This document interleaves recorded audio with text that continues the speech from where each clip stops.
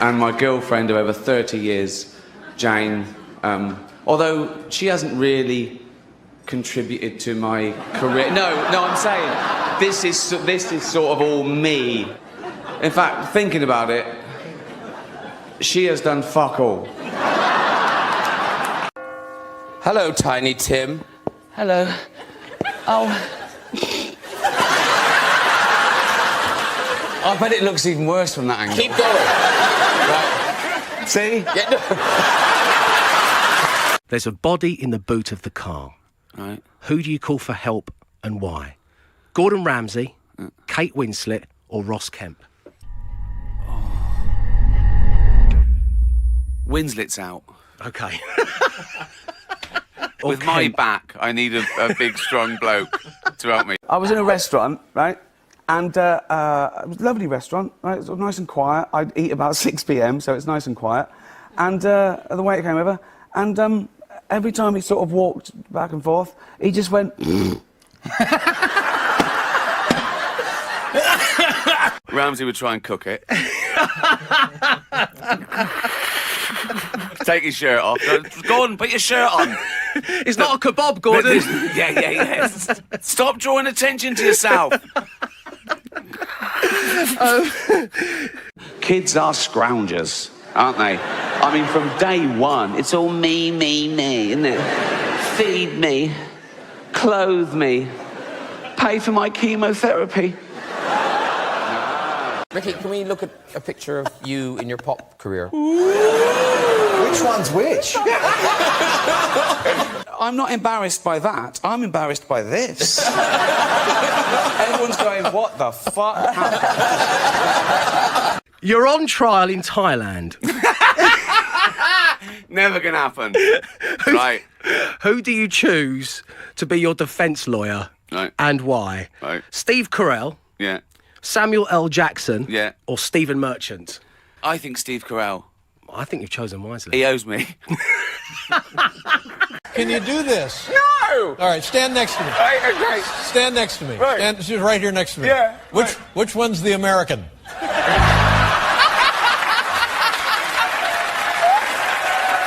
Jane thought she'd made a new friend, but it was just a shadow. Jane thinking about making new friends. Jane is looking so happy because her new friend hasn't walked away yet. But does she not know you're doing it? Does she not think, where is he? Where is he? She sees the tweet. I love English graveyards. Yeah, they're great. Does remind us. Well, it is. That it's finite, and all the things we care about now mean fuck all. They mean nothing. The things that people got furious with you about. Yeah. Yeah. In the fullness of time. Oh, they love me when I'm dead. We talked about nothing but our balls for about 6. Is that true? And here comes Mr. Bennell with his big balls. And I'll be like, and here comes Mr. Gervais with his suspiciously round balls. You know, that's why a comedian should be fat and old and ugly. Because if you're young and beautiful... No, not you. No, not you. No, what I mean is, I've died. Go on. No, I've really done it. Just found this photo of Jane when she was little.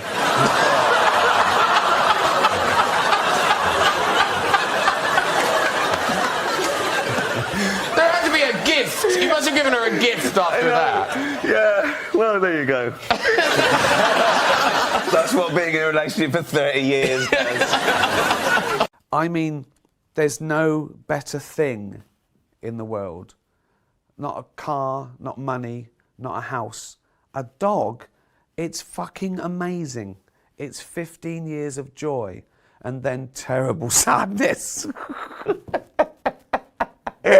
Tell me your names and where you're from. My name is Daniel, and I'm from Atlanta, Georgia. And why do you want this job?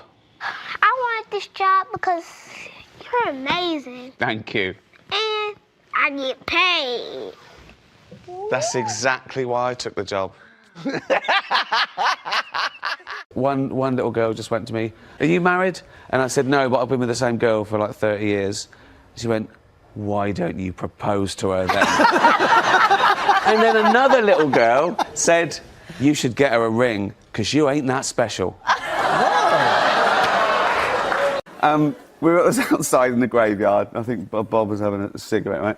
And our Uncle Mick came along, and we hadn't seen Uncle Mick for, like, about 20 years, right? And this old man, he went, hello, boys. And Bob sort of looked at him and recognised him and sort of went, Jesus, like that, right? And then Bob looked around the graveyard and said, is there any point you going home? Time a journalist says that how much is a pint of milk, I'm going to say, here's £1,000, run and get me one. What have I got? What have you got?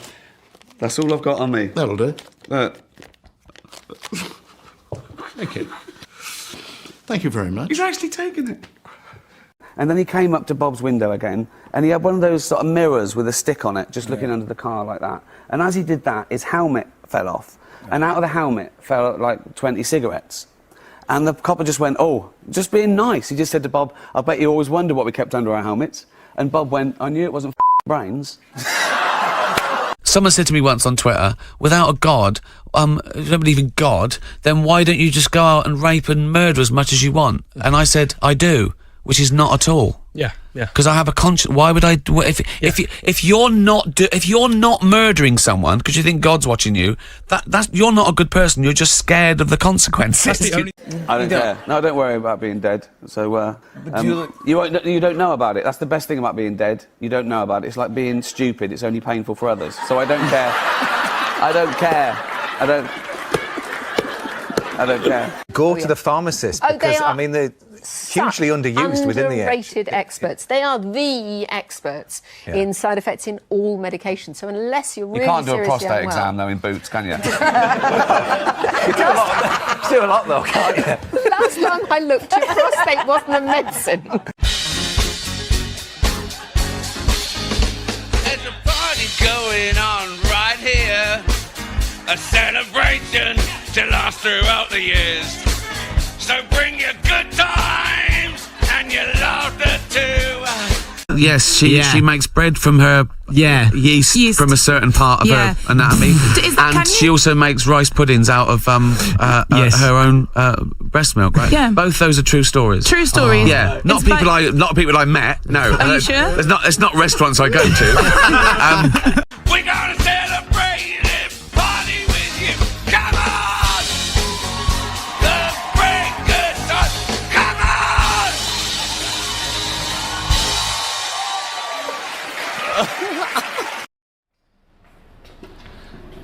Comfy.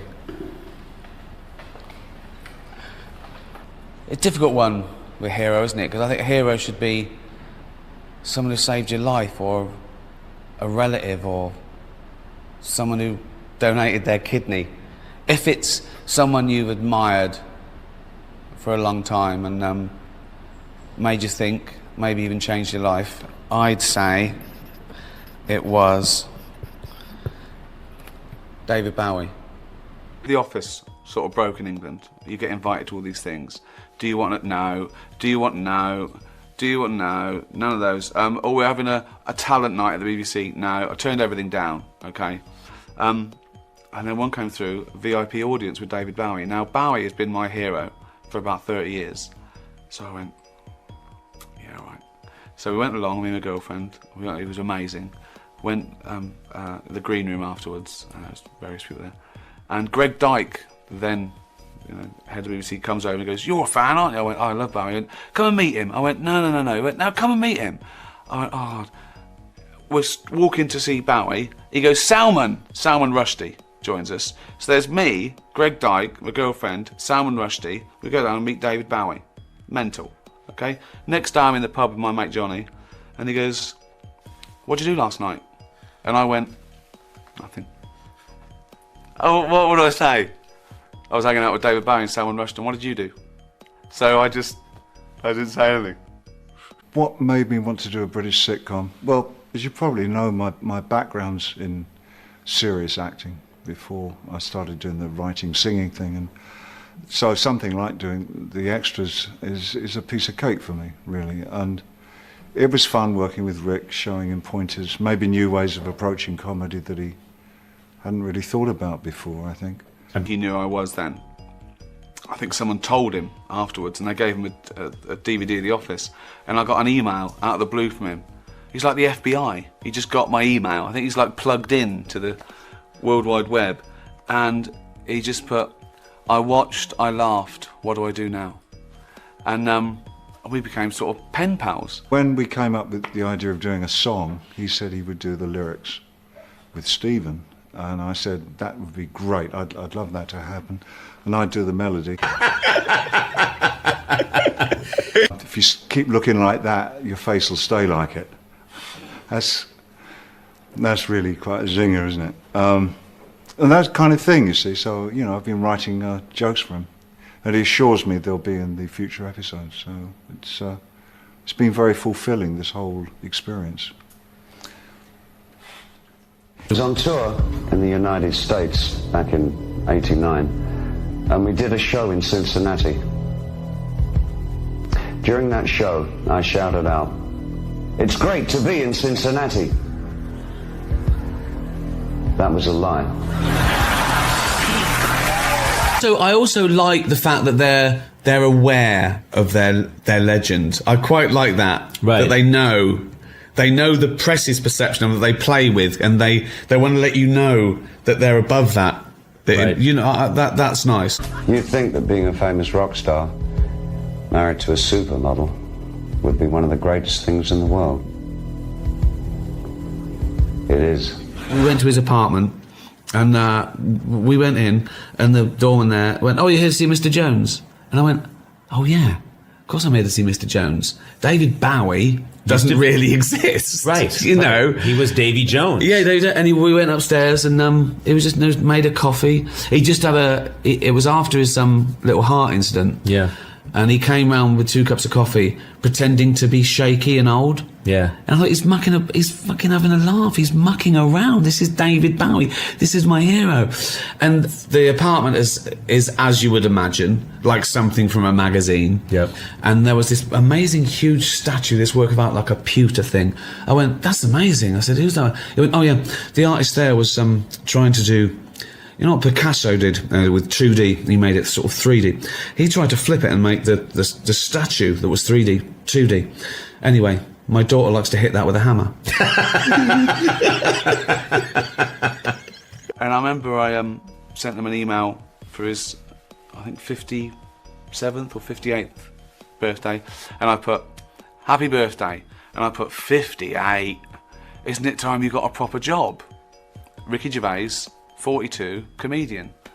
He sent back, "I have a proper job. David Bowie, rock god." Good, that, isn't it? And I think I should talk about him as a hero before I knew him, because that obviously, for the last 10 years of my life, we were sort of friends. Which never really confused the issue, because I sort of knew him as a friend, and he was brilliant. And I had to remember, oh, that's my hero, he's a genius. But we hardly talked about his music, he wanted to talk about other things. What would I want my son to know about his granddad? And I think it would be the same thing that most of my dad's fans have taken over the last 50 years, that he's always been there supporting, a little bit different, and he's always been there for them. So, this award is for all the kooks and all the people who make the kooks. He sort of put my life in colour in many ways. A working class teenager in a council house in a rough estate in Reading, and I'm eating my beans on toast and I see heroes. I think it was on the TV show Mark Bolan show, and I thought, of course, you can do anything.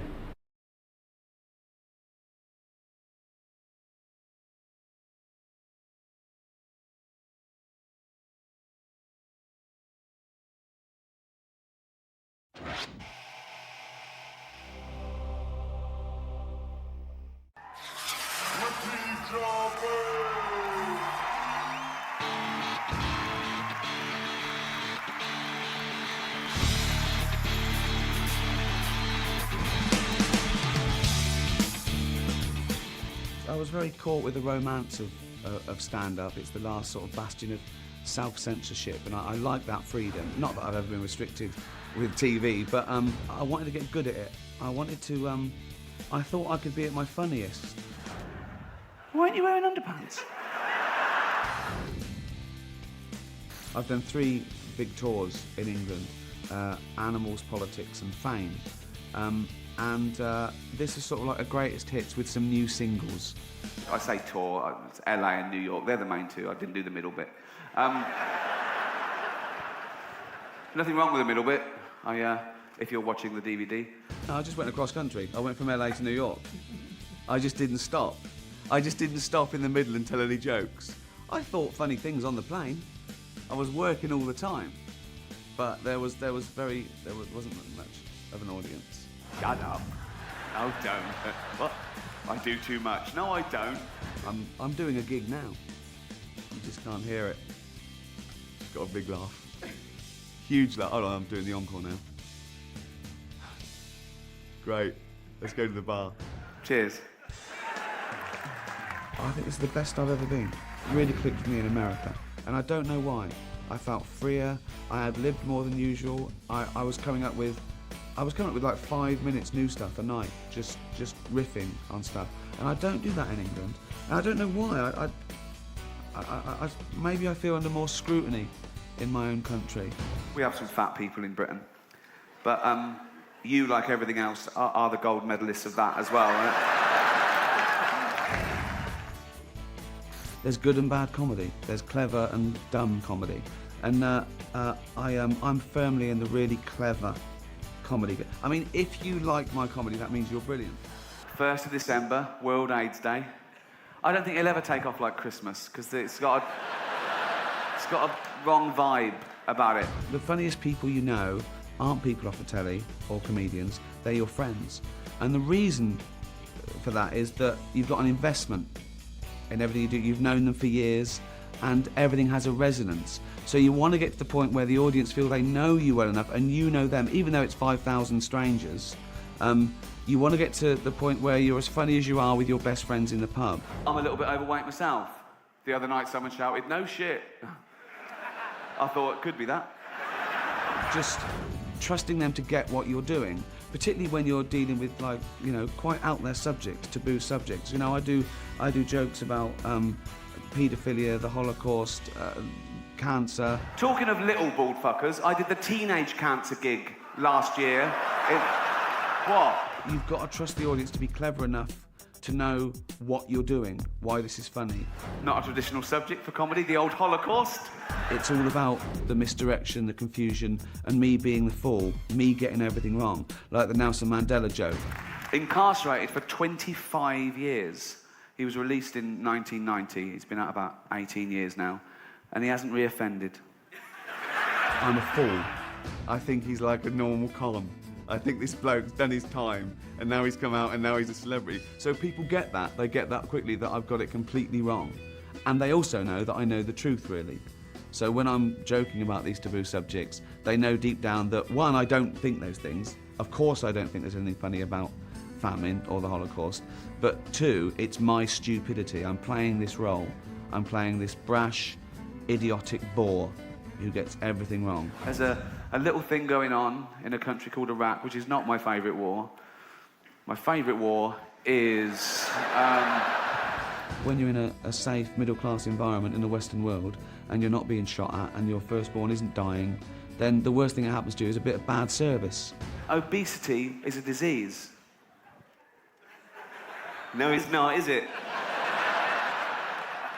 You just like eating, don't you?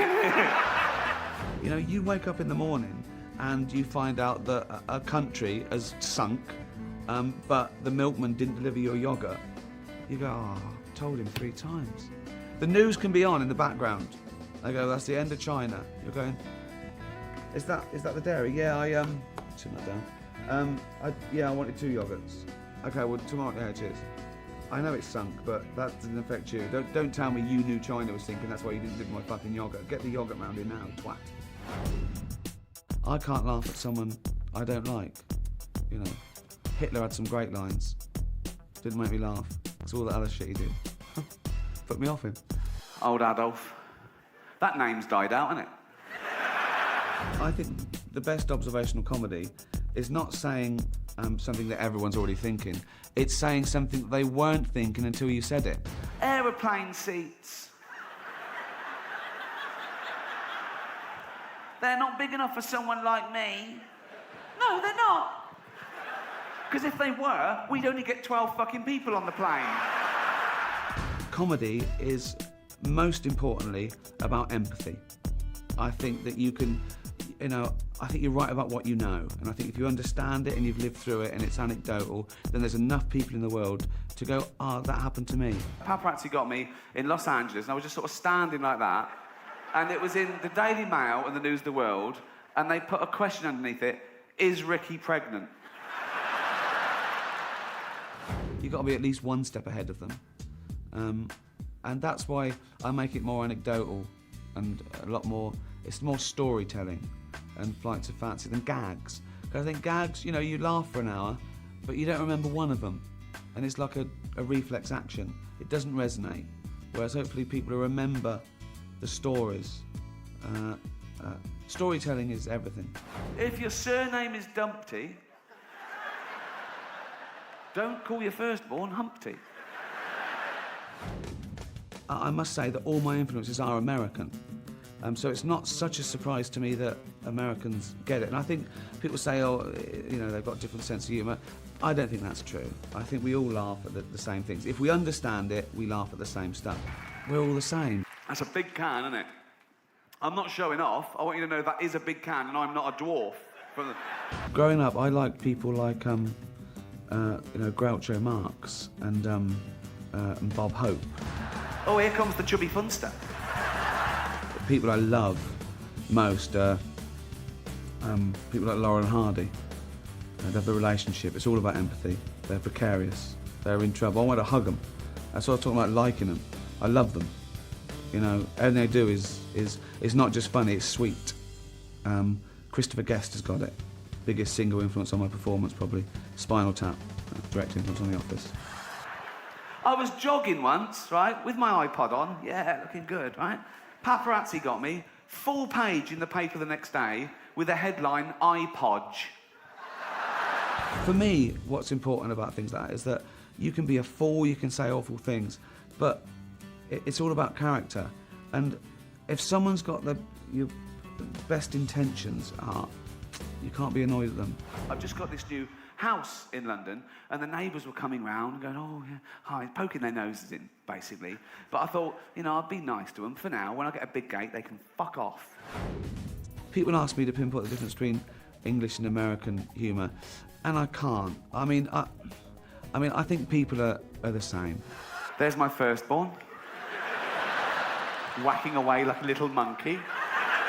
I'd say if there was one difference, I think America appreciates winners more than we do. We love losers. We like the underdog, and we promote them. But then, as soon as they're a winner, we don't like them anymore. People say, "Oh, we shouldn't have a go at Stephen Hawking. Oh, he's a genius."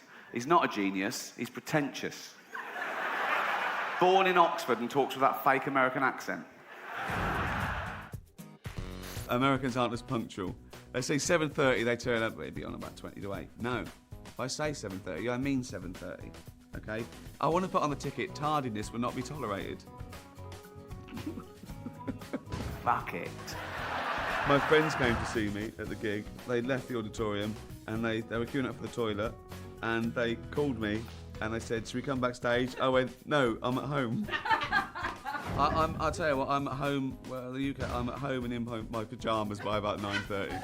Woohoo! Particularly these, because these are very old pyjamas and there's holes in them. So there's no restrictions. Anything just hangs out. It lounges next to me.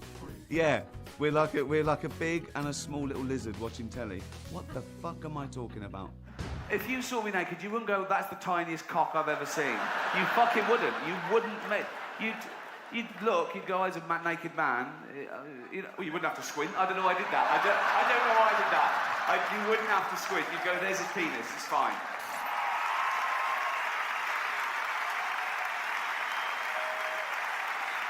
Thank you very much. You've been fantastic. Cheers.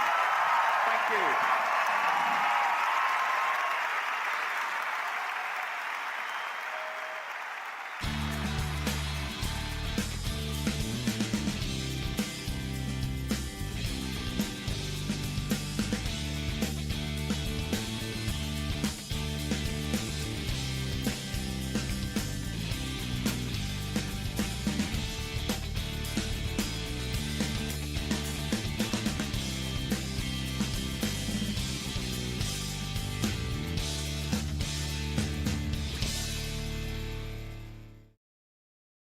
You've said the F word once on stage. No, when I was a kid, I used to, before I felt like I didn't want to. Really? And did it get laughs? Yeah, well... But you cut it out because you were guilty. You felt guilty about it. You felt it was cheap. I'll tell you what the bit was. Go on. It was a Superman bit, and it was something about how inept this newspaper would have to be, that these people... They don't even see the resemblance. These are journalists, you know. And the glasses just completely disguises this guy. And then it was something about, meantime, 2 of them are stuck in a fucking cave every week, you know. And that was the bit. And then I said, well, let me see if it works without the word. Right. And I took the word out. Didn't work. And that's what bothered me. Okay. Dog of the Bay. No. There's no way. Exactly. It's going to touch people. They're going to be moved. Yeah. And it will never be used for anything else. Is he sitting on the cock? Is he just sort of sitting on the cock? Yeah, because he's gay. Or is he's really sitting on the balls? He's sitting on the balls, but the cock is up, right up. But if you said sitting on some balls because the cock attached to them is inside of me, because I'm gay, does not, Otis Redding didn't Otis help would be that. laughing, going, they can't make it scan. They haven't got it. Let's walk away. And they go, no, I've got it, Otis. Sitting on a cock because I'm gay. And then he stops. Doesn't need the rest of the where's song. He going? There's no place to go. He's there. I love bits where... Does he do the whistle? I love the... Does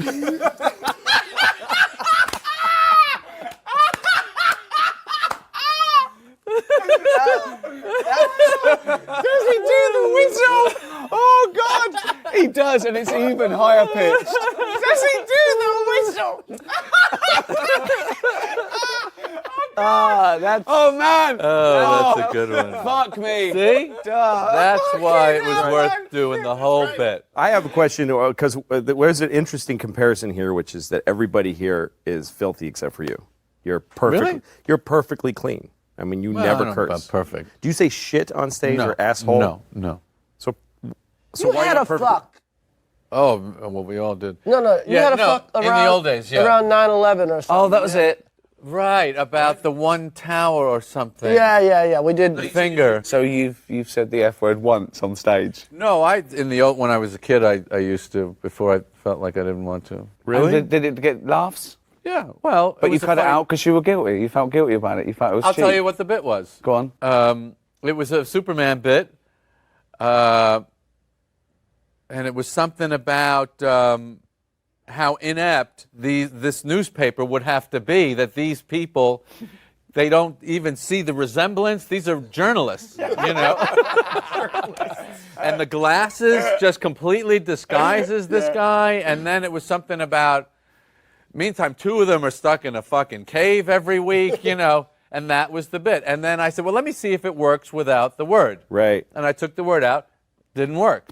And that's what bothered me. Okay, you didn't the like... rhythm of it and the edge of that, it needed that. But it's not about the swear word there. It's about you getting about the worked. rhythm. No, it's about you getting worked up. Yeah, it's about right. This guy he means this. He's so annoyed. Right. The fucking cave. You're right. That's funny. That's contempt for the cave they're living in. You're right. If I was a good enough comedian in those days to change the joke, but it bothered me that it didn't work at all without the word. But I think the interesting thing there is that they laughed at that because they saw your personality, your anger. It's the anger that makes it funny. And I love but that. I didn't know how to supplant it with something else that would communicate the anger. I didn't know how to do that. But this is what... Plus, I didn't even know.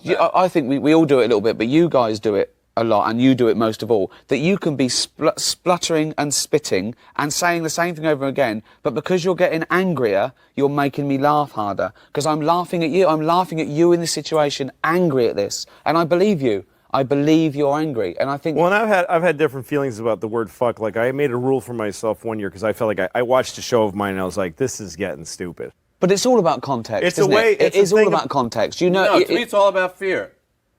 Who do you fear? You're fearing this bit's not going to work. Yeah, stand-up is unlike any other art form in that way that you can do, like if you're a musician, you're going to be pretty exact every time you perform, but you look back on shows and you go, I messed all that up. That was, I was driven by fear and instead of by I mean, I think intention. we deal with fear more viscerally than almost anyone. I mean, you feel the audience's fear, your own fear. The whole show is about quelling fear. And that's what you're talking about when you have a bit that you really are confident in and you know the end of it's really strong. And the audience feels your fear level go down. Yep. And they relax. And they go, oh, he seems to be very confident in this one. Yep. But what do you fear now, though, Jerry? What do you fear now? The same thing. What, though? What's that? That they it's don't not laugh? going to work. It's not going to be funny. But hold on, no, there's two different things there. The first something fear working, something working isn't something not being funny. There's two fears. The first fear is they're not going to pay attention. And but they paid. That's the That's the biggest fear. That's the black It's audience. bigger than not being funny. If they pay attention and they don't laugh, playing? It's still a show. Yeah. Here's something I've never done in my entire career. A sound check. I do sound check every show. So do I. You know, It's I do really my sound smart. check when I walk out there. I never do it. I do a my sound first check. That's why I bit tell them and- I go like this if I need more. Right. That's what I tell them. I'll do this if I need it in the monitors more. I'll go this if I need go it. to You sound never check. sound check. I'm worried about if I have to I do just it. want to know where the stage is. I want to know if there's a pit. I want to. Yeah. I want to know the the I like getting acoustics totally a little surprised bit. by the room. I don't Really? like being surprised. I don't want any surprises. That's so I don't funny. want. I go. Is that going to be off that exit sign? Every I don't show- want any surprises. By the way, I'm only anything puts there. me I off. like it. I like the surprise. Because I didn't bring. Sound check's 15 minutes, but You got to go no. there. I go Yeah, there. I I'm there go. 3 hours early. I also want to know. I also have this fear of not knowing where the fucking theater is. I'm in some limo with some guy I don't fucking know. What if he's kidnapping me? Like, what if he's taking me to his fucking lair? His lair. What about? I think comedy. Well, when you become comedians, though, isn't it to do with controlling a situation? It's like a relationship. Again, it's Yeah. Here we go. you know your woman is with you because you assume she loves you because she's there every day, but you still have to work on her liking you in order for this Yeah. to work Right. as a relationship. Yeah, an audience will come and they're excited that Yeah. you're Yeah, there. that's right. But I want to do that by being myself, and of course, Yes, the yes, metaphor. but you falls still down. have to give Of some course. effort. You You can't just come home. Hey, I paid the rent. Like me. But I suppose, and that worried me. I think the reason I did stand-up was I thought I hadn't earned my spurs in a way. I mean, most comedians slog around for 15 Right. years and they want to get a sitcom. I walked into the BBC with a thing I made, and it was The Office. Right. And then after The Office, I thought, I should show that I can do this other thing, this stand-up thing. I always get asked this question, you must get asked it all the time, is there anything you shouldn't joke about? And I always say, no, there's nothing you shouldn't joke about. It depends what the joke It's not is. should, it's could. Well, Can you? I don't think that there's a bad thing to talk about because I think that I agree. a great thing about comedy is taking people to places that they have fear and foreboding I and, totally and, agree. and making them laugh in that place. I think you Absolutely. help them. I also think that there's this spate of people thinking that comedy is your conscience taking a day off. My conscience never takes a day off. You've got to be able to justify it. You don't ever think it was a joke, it was a terrible thing and someone was hurt, but it was a joke. You don't think like that, do you? You don't think that comedy is the be-all and end-all of something. You still have a responsibility to not hurt an innocent person. No, I think that comedy is the be-all and end-all. Well, that's No, our you our don't job know. is to think that. We I used to think. have a rule on my old show. Is to think, our responsibility is to think that it's the be-all end It all. is to be all in it, but we That's used to our have role. a thing we go No, because talk then about what you they tell do. real racist jokes. You tell real... No, I wouldn't. I'm not. No, he's not. No. But I'm saying if you think that someone you'll get But a laugh, he's or you think black, that's it's funny. okay. Yeah, I'm black, remember? Yeah. I'm the yeah. blackest I guy always he say knows. talk about what they do, not what they are.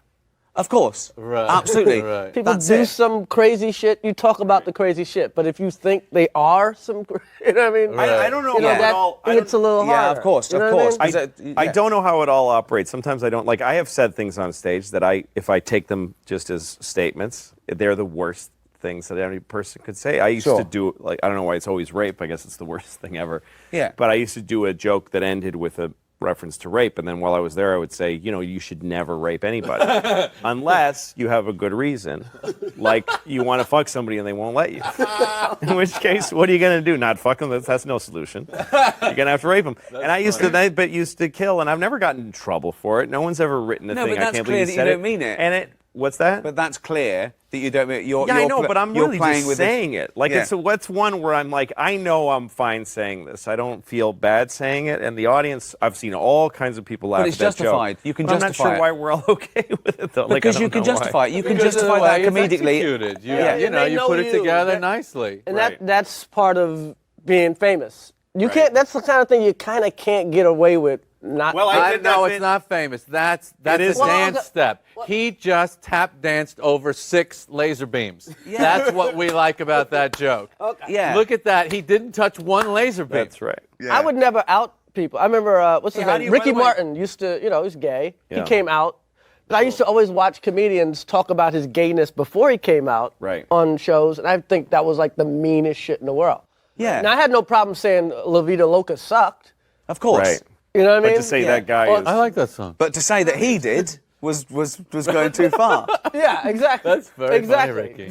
So there are what they do. Not actually, I like La Vida Loca, but you know what I mean. Like, I've got a song for him what actually. They do, it's a not what they reworking are. of Sitting on the Dock of the Bay, and I think it'd be a great single. Sitting on the dock 'cause I'm gay. Sitting on the cock 'cause I'm gay.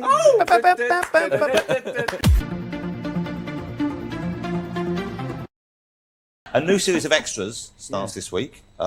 Congratulations on getting a second series, essentially, but also... Congratulations on already fucking it up. It's next week, you moron. Hello, Tiny Tim. Hello. Oh. I bet it looks even worse from that angle. Keep going. Right. See? Yeah, no. Okay. What do you think it is that people must... Why must everyone have it? I can't say what I'm thinking. And they all are too. Yeah. Everyone's thinking it. Go ahead, say it. Are you an outdoorsman? Do you go out? Do you? Like... I do. I play tennis. I play golf. I run. Believe it or not. Is that how you get that deep, buttery tan you have? Mr. Norton, I'm so excited about your Christmas show. Ah. But, sir, there'll be... Brilliant. That's all you got, bar. Yeah. I do look a bit more like Parker these days. I don't know. That's the problem. You're You getting me wish. confused. He's kept himself in trim. Look at you. Undo the button. Go on, let it hang out. Look at this. Look at There's this. nothing no, there. There's no, nothing right. there. Fucking No. let it go. What? Look at that. What is the best thing about having one of these? The length. Yeah. Not so much the width. The width is important, but I prefer, personally, I prefer a long, thin one to a short, fat one. I can't believe this. You had a birthday, and is it 50 years old? You're not 50 years old. Are you really 50 years old? 50, yeah. I mean, you look tremendous. You look like you're 35. If somebody had said to me, how old? I say 35. 35, honestly. You look exactly like you did the first, except you're in better shape. Remember you used to come out, you're sort of pear-shaped when you come out? Now you look great. You didn't good. say that at the time, though, did you? No, I didn't know what to think. Well, no. You said, you look good now because I looked awful before. That's all you're saying. I needed you to say it before. You're pear-shaped. I'd have worked out faster. But now... But how do you feel at 50? Good, right? Well, yeah. I'm grumpier. I think I'm grumpier. Grumpier? Yeah. I understand you a lot more now. Do you know what I mean? No. Do you have a dog? You should. No, we've got a very old cat. She's 16. It wouldn't be right yet. And we travel too much, you know. And do you travel with the cat? No. Maybe have a dog when you're on the road and the cat won't know. Like a traveling salesman who has a different wife in another town. But my cat's on Twitter and someone will tell her. Can you not drive at all? I know. No, but do you know how? Well, I've seen people do it. I don't. But you don't have a I'll have a license. go. What? You don't have a license. No. Okay. You can't drink and drive, so what's the point? That's kind of... Getting caught in the zipper. Does that mean this zipper? Yeah. Yes. Well, that's never happened. Just one of the advantages of having a very small penis. It's not something you brag about. No, you don't brag about that. I hate to boast, but it's pretty tiny. Oh, my God. Do you think maybe at 60 it'll get even worse? I don't know, because you said I looked better than I did at 40. Oh, you look much better than you did when I first met you. So if this carries on, if you looked at a graph, I'd look like Johnny Depp when I'm about 70. That's right. Yeah. Yeah. Call me when that happens. The best thing about being dead is you don't know about it. That is the best. It's like being stupid. It's only painful for others. So it's fine. Very nice. That's very nice. For everybody, you went to the Achilles heel of everybody. Like when you tell a woman who's, she looks old, that just hits a woman deep in the... Who did I say that to? I think you said something about the Sex and the City women, like about... I said it was airbrushed, and I said we know how old you are, girls. I saw one of you in an episode of Bonanza. Okay. No, I was saying, why lie? There's nothing wrong with being 50 or looking 50. But you're not a woman. I get you. But I don't think you lose your sensuality at 50. And now that you're older, has it occurred to you again, have you given any more thought to God and whether he might be real? Yeah, I think about it every day. Yeah? Yeah, he's not. You'd like to be like an evil supervillain. Yeah, that'd be good. What would your power be, do you think? Oh, I don't know. I'm 43. I didn't know. Do I have to have a... I'd be annoying. I'm really annoying. I could do that. You'd be super... You'd be super annoying. Yeah, anyone that came to Batman would go, oh, this is just... And what's the matter with your voice? I've got a sore throat. Ah. So that's it. How long have you had the sore throat? Just a couple of days. See, now, I had a sore throat around the holidays. It's all about you, isn't it? It's all about you.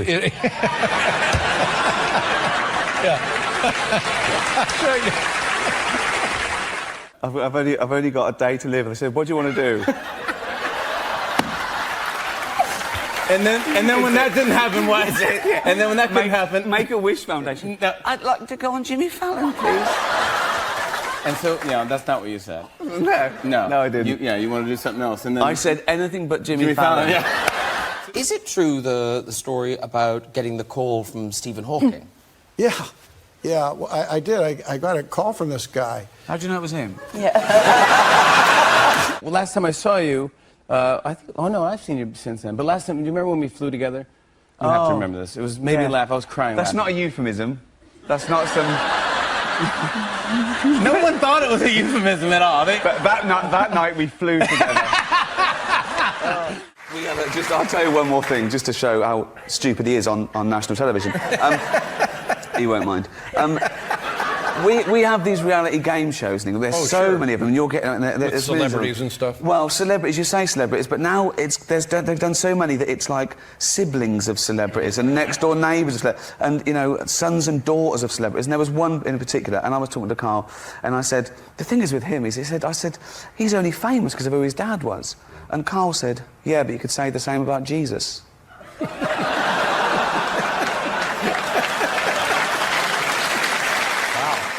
I have faith in people. That's nice. I think that it'll all be okay. What? Yeah, it'll be okay.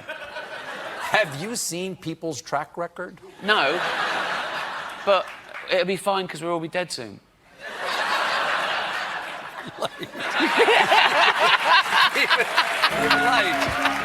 French have the best food. Oh. Rubbish. Don't think so. They eat horses. Right. They eat frogs. Right. I mean, how did that start? It was the first French bloke to go, I'll have a go at that. Was there two French blokes in the backyard? They're going, I've just built a pond, Pierre. Oh, it's nice, yeah. What's that thing hopping, that slimy thing? That's a frog. We should eat it. What do you mean? You can't eat a frog. Well, no, not all of it, just the legs. Don't don't eat the frogs. They're good for the garden. They eat the slugs and the snails. Snails.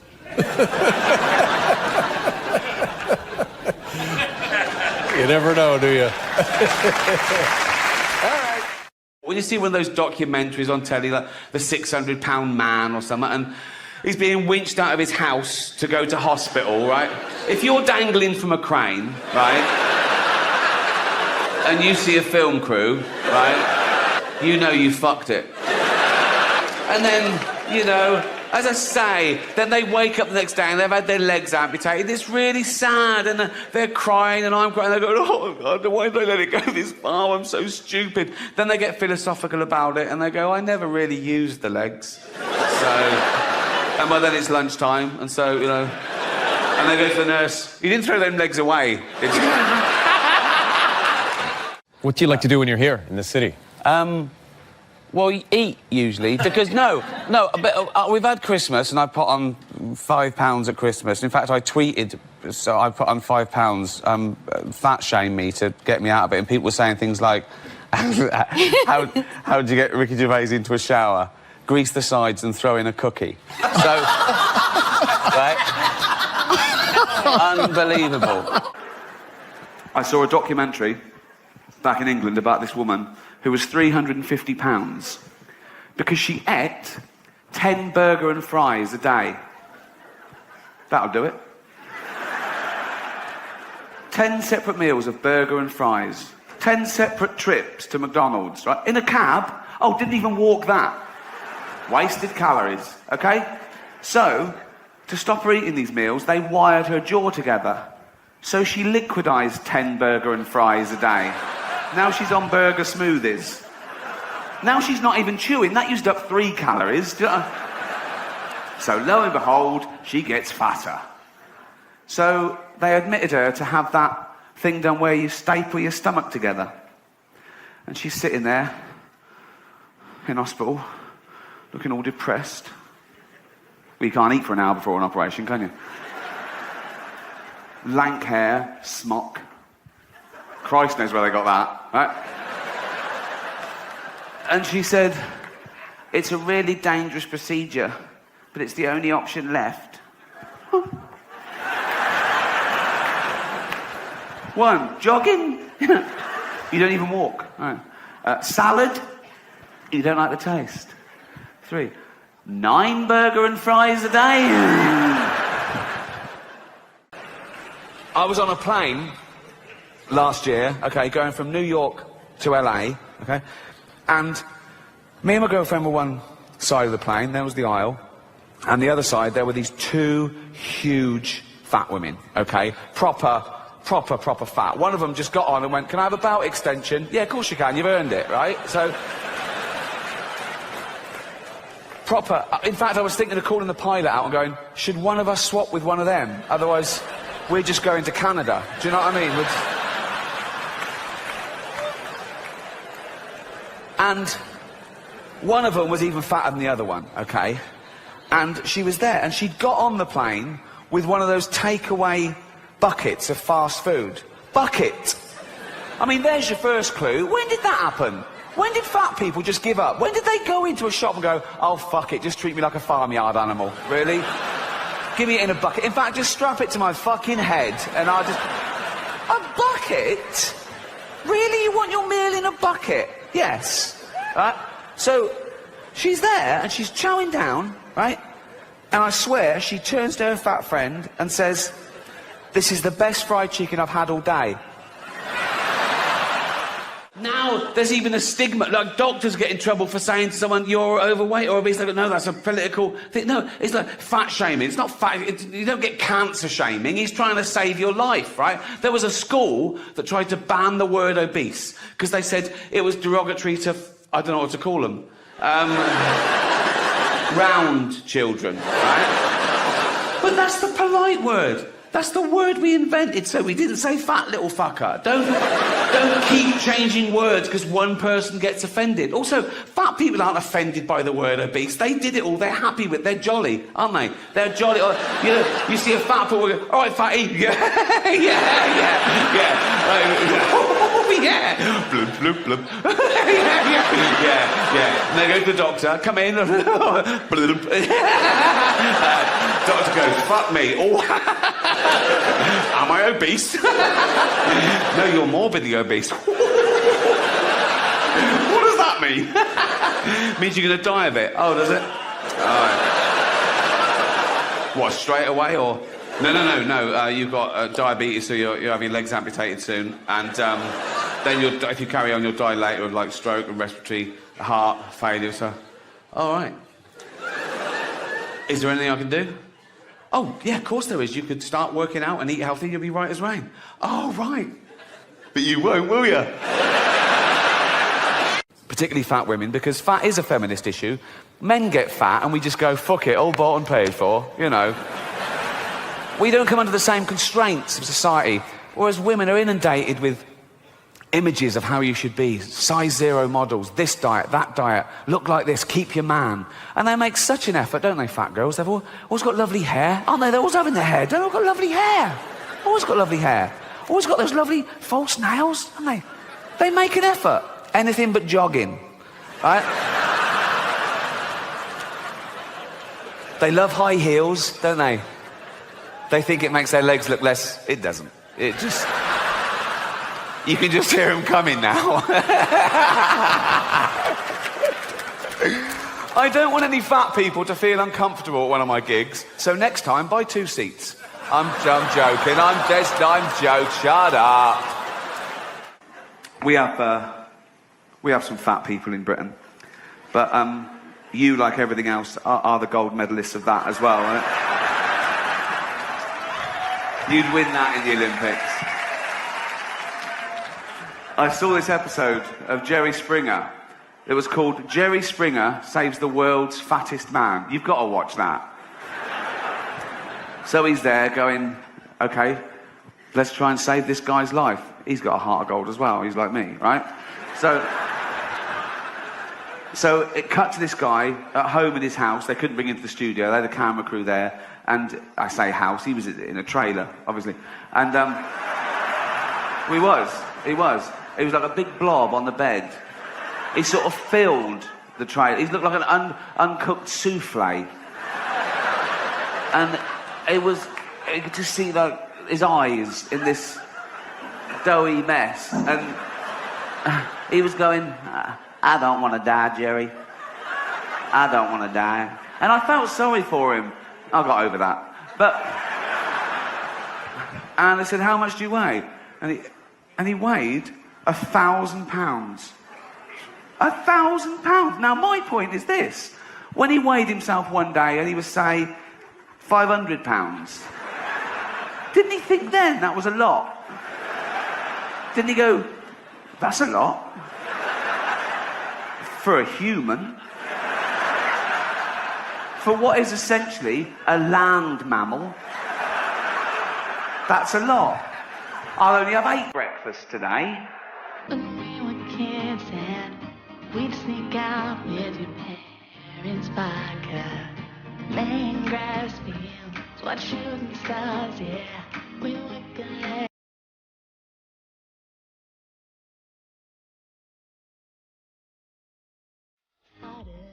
I'm fat, I'm overweight. Do you know why? Because I eat and drink too much. That's what does it. I don't judge fat people, I just know how they got fat. If I see a fat person, I go, well done. You know, you've eaten way more than you'll ever need, same as me, right?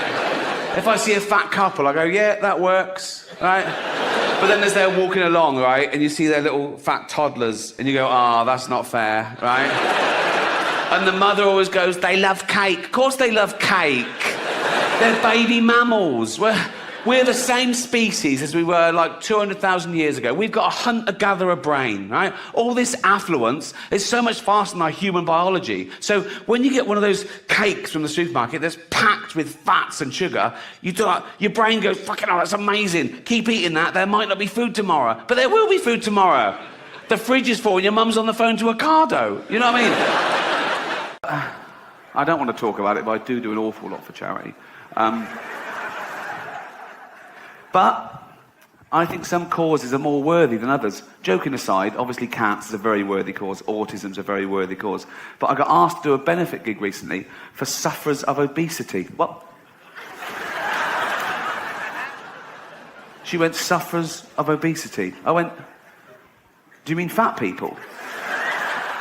She went, no, because obesity is, well, she actually went, no, because she was eating. She went, good. No, just, you know, between snacks, like, and she went, obesity is a disease. No, it's not, is it? You just like eating, don't you? No, it's not, is it? How is that a disease? Oh, I'm so fucking ill. I'm well ill. I'm well ill. Oh. I said, what's the disease? She went, everything tastes good. Everything? Yeah. Not salads. It's not a disease, is it? Leprosy is a disease. Can you imagine Jesus in the temple? People shuffling up to him in bandages going, Jesus, my face is falling off. I can't stop now. There's a fat chick on her third pie. People say, they make excuses, don't they, fat people? They say, it's glandular. It's not glandular, it's greed. Okay? It's big bones. Yeah, big bones covered in meat and gravy.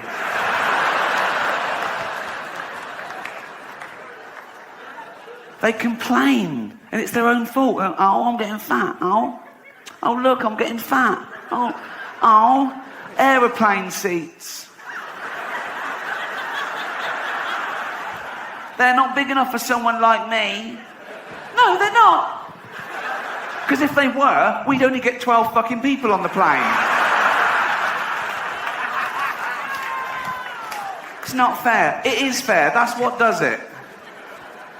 And if we're talking about fairness and aeroplanes, why is it I get the same luggage allowance as a guy who's 400 pounds? We're both allowed to carry on 32 kilograms to the plane. I want to go, no, he used up his 32 kilograms on his tits. Because I would love to try stand-up. I'd love to do stand-up. I think it'd be good. I think it'd be good. You say that, but when I try and write a joke, I get the opening bit. I say, that's a funny idea. Madonna's got divorced. And then I think, yeah. Where's my writers? You know, I don't know. I never knew you were this weird. Really? No, because you kept it. We worked together for a couple of days. And I know. You're absolutely mental. In a nice way? Yeah. But so,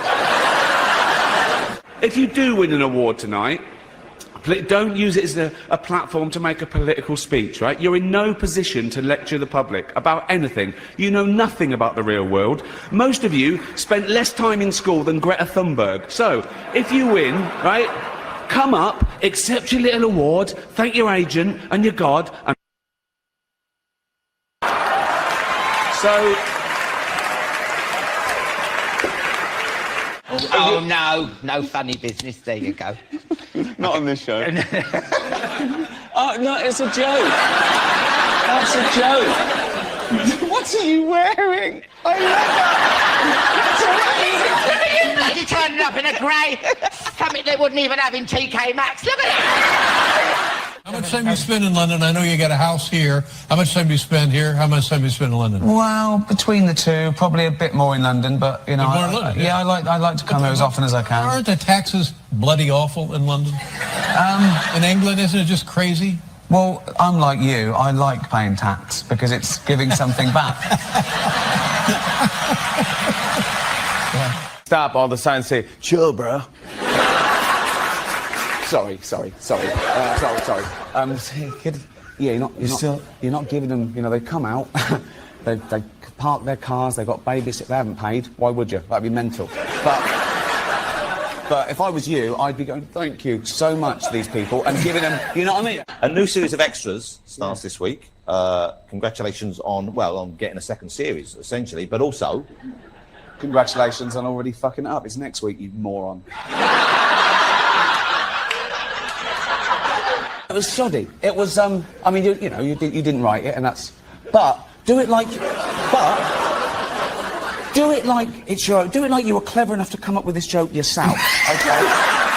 For everybody, you went to the Achilles heel of everybody. Like, when you tell a woman who's, you know, that it's, you know, she looks old, that just hits a woman deep in the... Who did I say that to? I think you said something about the Sex and the City women, like about... I said it was airbrushed, and I said, we know how old you are, girls. I saw one of you in an episode of Bonanza.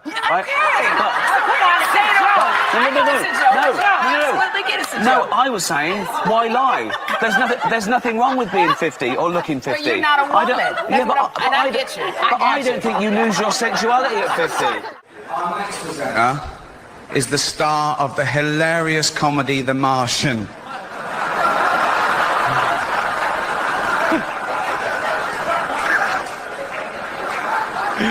Oh, I nearly died. Right. He's also the only person who Ben Affleck hasn't been unfaithful to. Please welcome Matt Damon.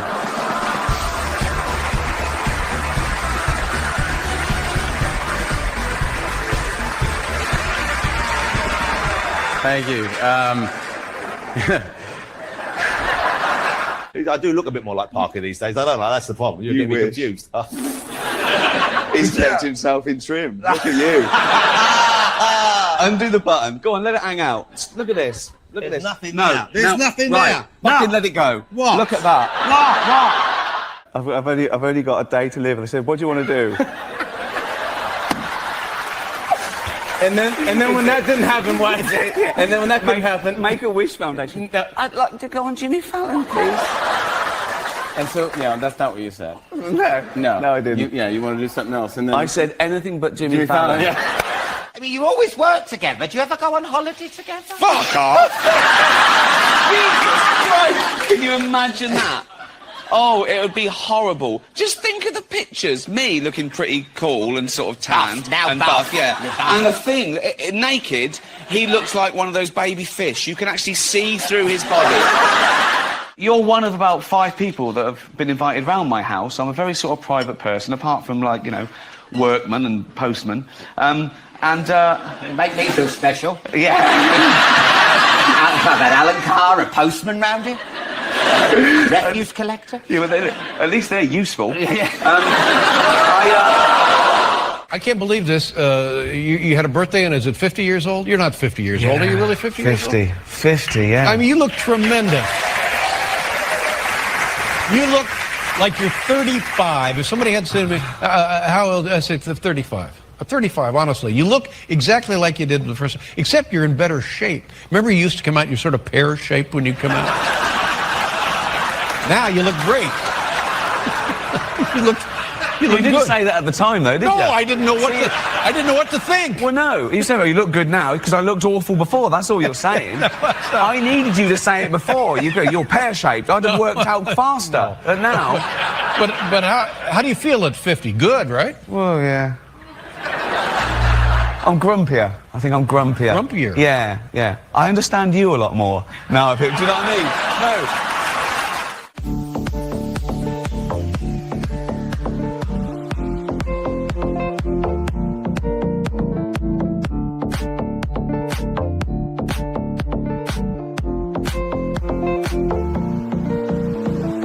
Say Star Trek memorabilia because I love Star Trek. Oh, such a nerd. Have you never been in a Star Trek? No, I've never been in a Star Trek, but I love the original series. So I have, I have the Gorn head from the original series from the episode Arena, where I know. I'm just nodding. Oh, the Gorn head. The Gorn head. Okay. I have. What the Gorn head? Every time you're on the program, I try to do this, and it always comes out very clumsy. Let me try it one more time. Possibly the best television show ever. What do you think? Oh, possibly. What do you mean?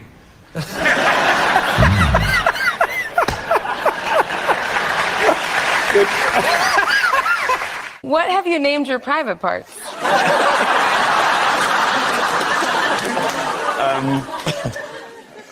Pamela. Ladies and gentlemen, to introduce tonight's act, from Stars in Their Eyes, Mr. Matthew Kelly.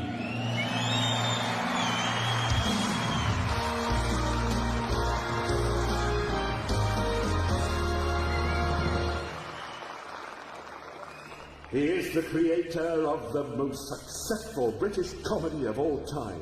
He is Hollywood's hottest Brit with shows on 3 American networks and more appearances on Letterman than any other comedian.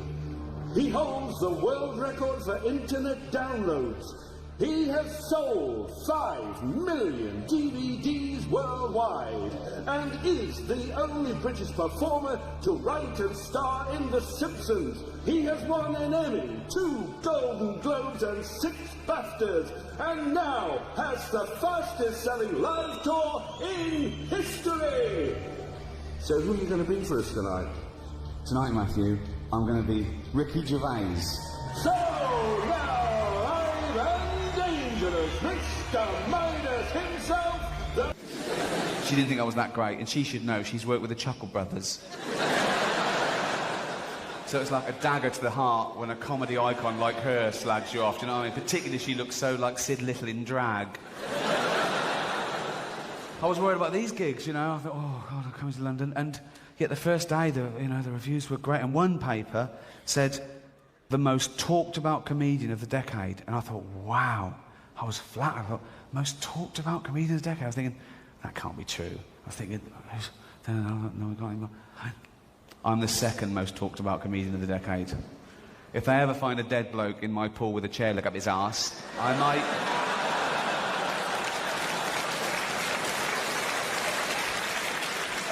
Until then, I'm happy with the number 2 slot.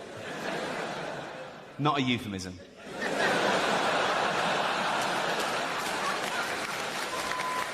But I started and ended the regional tour in Scotland. The first gig I did back in January was Glasgow, and I had Glasgow so wound up about Edinburgh being the capital, I shouldn't have brought it up, that they wanted to come and storm the castle. They wanted to get in their cars and go and storm the castle. Old-fashioned style, you know what I mean? Like Frankenstein's monster. Ooh, get him out, ooh. I always think of Frankenstein's monster like the 19th century equivalent of the local paedophile. Do you know what I mean? Do you remember that name and shame campaign the tabloids did a few years ago, where they showed pictures of all the paedophiles they knew, and they go, there's one near you, and people go, yeah, there's one near me, yeah. Everyone's a paedophile. There's a bloke in the park, he's the park keeper, he's a paedophile. To such an extent that in Portsmouth, an angry mob burnt down the house of a paediatrician. And they said, well, he had a plaque outside. Huh? Do paedophiles have brass plaques made? Kiddie Fiddler, established 1979. My friend said, oh, you shouldn't start the tour in Scotland. They hate the English. I went, that's a cliche. He went, no, it's true. Also, it's true that all Scottish people are just alcoholics. I went, bollocks. Loads of them are smackheads as well now. You've been fantastic. Thank you so much. Thank you so much. Thank you. Thank you. Thank you. Thank you. Thank you.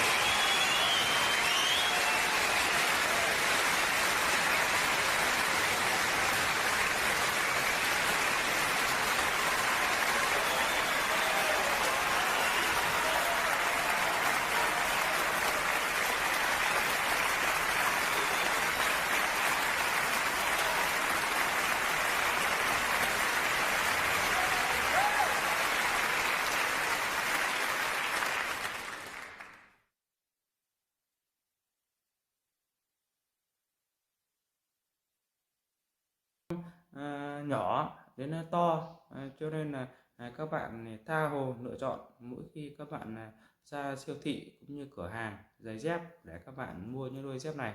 Đấy. Chân các bạn đi cỡ bao nhiêu thì các bạn có thể mua cỡ bấy nhiêu. Đấy, từ size 30 cho đến size 40 hay là size 15, 20.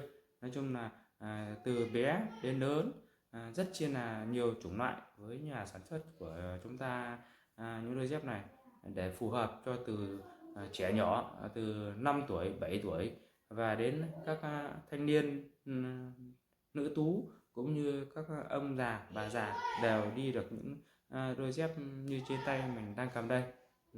Không phân biệt lứa tuổi các bạn nhé, rất chi là dáng dấp rất chi là đẹp đấy, các bạn thấy không?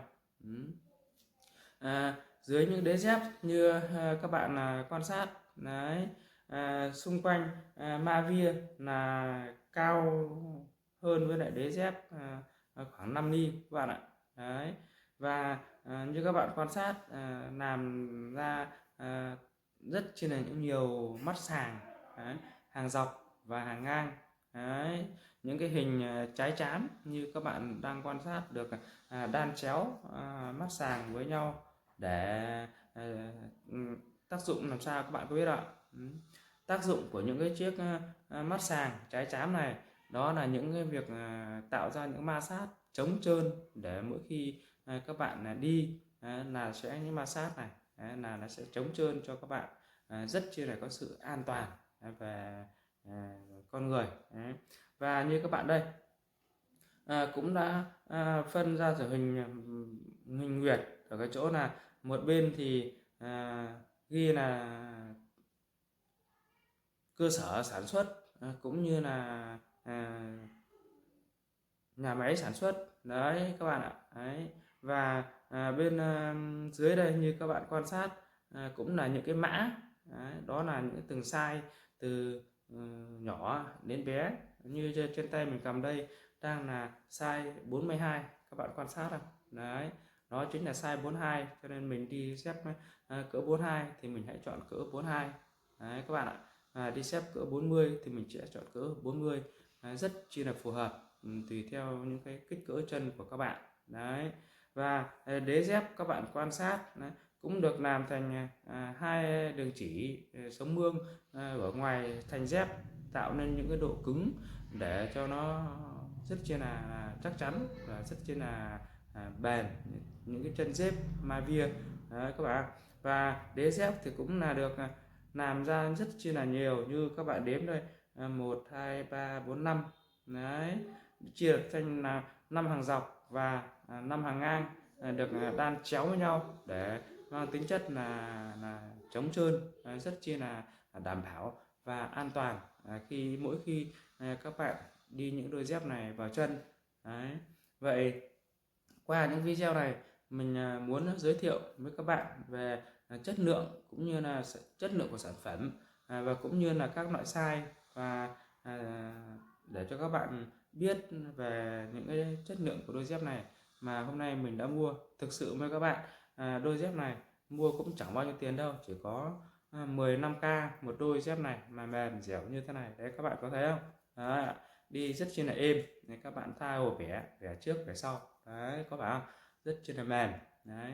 Vậy qua video này mình muốn giới thiệu và quảng cáo cho các bạn những đôi dép để các bạn tham khảo và tìm hiểu, để mỗi khi các bạn đi ra siêu thị như những cái hiệu dép để các bạn mua.